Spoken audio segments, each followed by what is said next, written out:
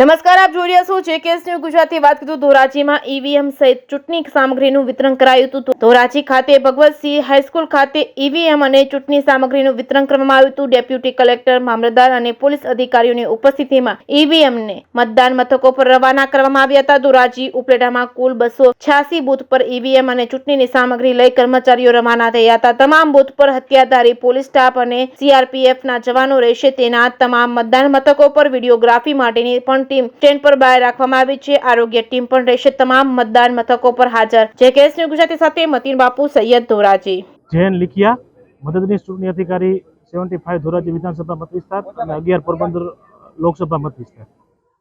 આજ રોજ લોકસભાની સામાન્ય ચૂંટણીના અન્વયે 11 પોરબંદર લોકસભા મત વિસ્તારમાં સમાવેશ 75 ધોરાજી વિધાનસભા મત વિસ્તારની ડિસ્પેચિંગની કામગીરી હાલે ધોરાજીને નવી ભગવતસિંહ હાઈસ્કૂલ ખાતે શરૂ કરવામાં આવેલી છે. કુલ 28 જેટલા ઝોનલ રૂટ મારફત ધોરાજીમાં સમાવેશ 266 બૂથ ઉપર પોલિંગ પાર્ટી રવાના થઈ ચૂકી છે. આ ઉપરાંત બૂથ ઉપરની તમામ વ્યવસ્થા, બૂથ ઉપરની પ્રાથમિક સુવિધા, છાંયડો, બૂથ ઉપર ડ્રિંકિંગ વોટરની ફેસિલિટી, સેનિટેશન ફેસિલિટી 100% એન્શ્યોર કરી લેવામાં આવેલી છે.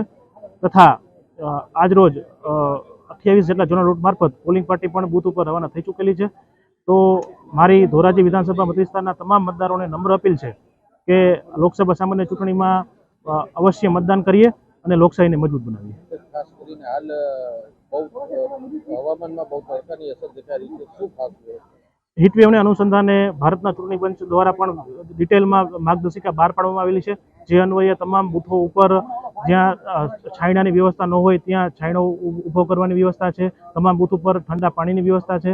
આ બધી વ્યવસ્થા કરવા માટેની જે સૂચનાઓ આવેલી છે અન્વયે તમામ 266 બૂથ ઉપર એ એન્શ્યોર કરી લેવામાં આવેલું છે અને હીટવેવની અસર ઓછી થાય અને તમામ બૂથો ઉપર મેડિકલ કિટ સહિતની તમામ મેડિકલ ટીમ પણ આપણે ખડે પગે સમગ્ર ચૂંટણી દરમિયાન રાખવામાં આવેલ છે. તો ફરી એક વખત તમામ મતદારોને નમ્ર અપીલ છે કે આ લોકસભાની સામાન્ય ચૂંટણીમાં અવશ્ય મતદાન કરીએ અને લોકશાહીમાં પણ પોતાનું પ્રદાન કરીએ.